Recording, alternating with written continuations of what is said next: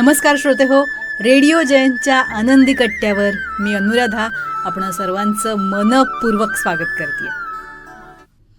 श्रोते हो, प्रसिद्ध मानसशास्त्रज्ञ सिग्मंड फ्राईड यांनी एक फार छान विचार मांडला आहे. ते म्हणतात, माणसाच्या मनात दडलेल्या जखमाच त्याच्या व्यक्तिमत्वाला आकार देत असतात. बघा, माणूस जसा बाहेरून दिसतो तसा तो नेहमीच आतून असतो असं नाही. अनेकदा चेहऱ्यावर हसू असतं पण मनात वेदनांचं वादळ सुरू असतं.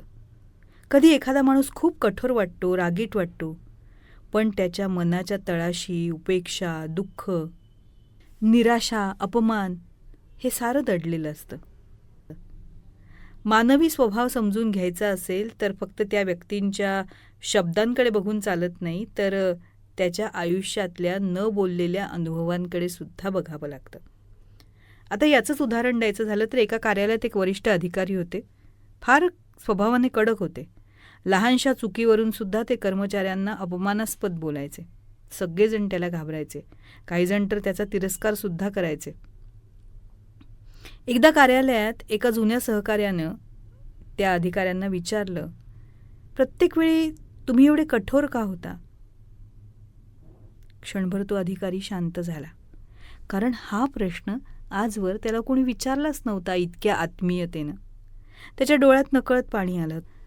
तो हळू आवाजात म्हणाला, खरं सांगू का, माझं बालपण फार कठीण गेलं. लहानपणी ना मला कधीच कुणाचंच कौतुक मिळालं नाही. नेहमी फक्त इतरांनी चुकाच दाखवल्या माझ्या.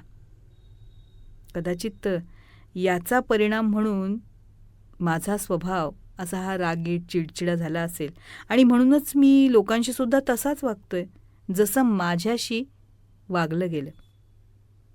त्याच्या या वाक्यात त्याचा स्वभावामागचं पूर्ण दुःख दडलेलं होतं. श्रोते हो, आपण अनेकदा माणसांच्या वागण्यावरून त्यांना चांगलं किंवा वाईट हे ठरवत असतो. पण प्रत्येक माणूस आतनं कुठल्या न कुठल्या संघर्षाशी झुंज देत असतो. म्हणूनच माणसाला समजून घेण्यासाठी बुद्धीपेक्षा संवेदनशील मन असणं हे फार गरजेचं असतं. जखमा दिसत नाहीत म्हणून त्या नसतात असं नसतं. कधीकधी माणसाचा स्वभाव हा त्याच्या वेदनांनी लिहिलेला इतिहास असू शकतो. हो ना? तेव्हा श्रोते हो, हा होता आनंदी कट्ट्यावरचा आजचा सुंदर विचार. तुम्हाला तो कसा वाटला याविषयीची तुमची कमेंट बॉक्समध्ये नक्की लिहा. आणि त्याचबरोबर रेडिओ जयंतचे दर्जेदार कार्यक्रम ऐकण्यासाठी रेडिओ जयंत लाईक करा, शेअर करा आणि सबस्क्राईब करा. रेडिओ जयंतचं सबस्क्रिप्शन फ्री आहे. आणि त्याचबरोबर नोटिफिकेशनसाठी बेल आयकॉनवर क्लिक करायला सुद्धा विसरू नका.